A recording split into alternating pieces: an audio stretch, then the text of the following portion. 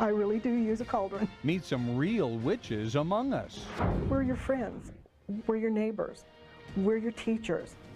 Real-life witches among us, right here in Utah. Very specifically, what we are trying to accomplish is magic. It's not just Halloween. 24 hours a day, 365 days a year. Hear from a real-life witch living in Salt Lake City. A spell is energy directed. Rituals, spells, and magic isn't just during Halloween. Coming up, a look inside a witch's temple. Well, there is a lot you may not know about witches. The Pentagon hired their first witch as a U.S. chaplain. Up next, a look into the life of casting spells and performing rituals from a witch. Halloween is a season of make-believe for most. Ghouls, goblins, and vampires may knock at your door tomorrow night looking for treats. But for some Utahns, Halloween is a season for spells, rituals, and real-life witches.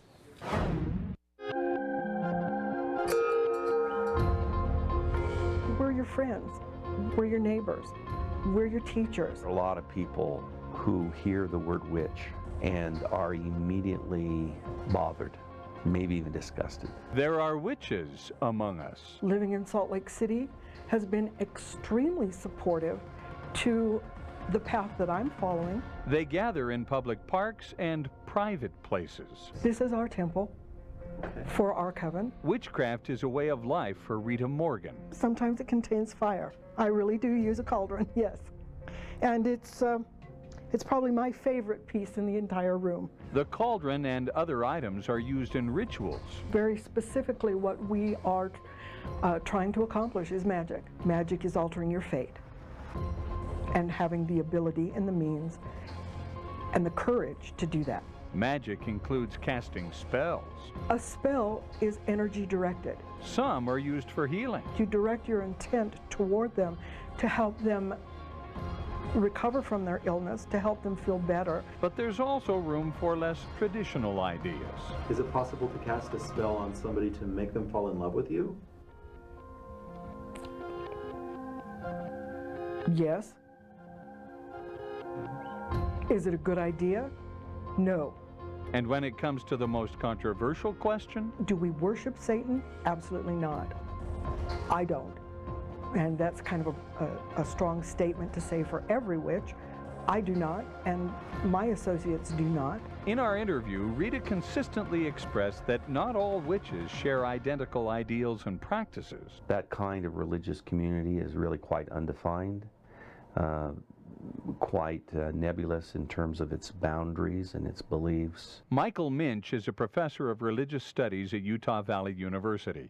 He says such individualism appeals to many in modern times. The Pentagon hired their first witch as a U.S.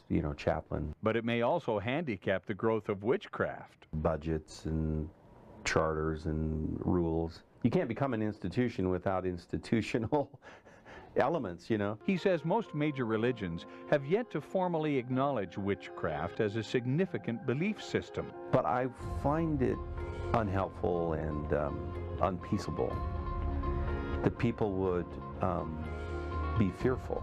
We are no threat. We are so busy working on ourselves.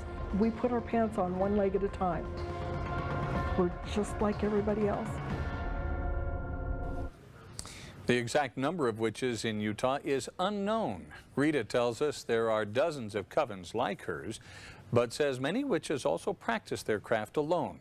She also believes Halloween is special because communication with the dead is easier at this time of year.